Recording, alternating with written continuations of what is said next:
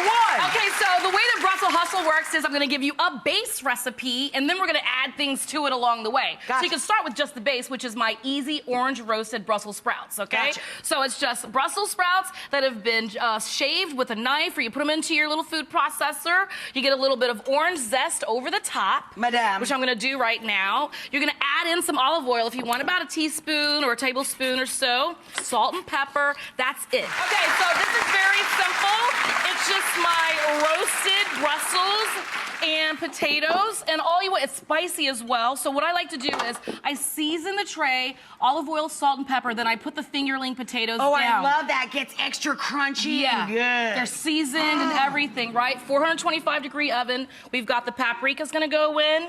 Little OJ on this? You want a little squish? Yeah, a little squeeze. That's what I do with the orange. When I'm done with it, you know, getting the zest, just squeeze it at the very end. Give a little squish. I squished all three. Squish, yeah. I squished all three for you, Squish babe. it, girl. Now, I did over it. the top of your potatoes, put the Brussels, okay? Ooh, I love this. Then I've got some jalapenos. Oh, that's gonna be my jam. Over the top.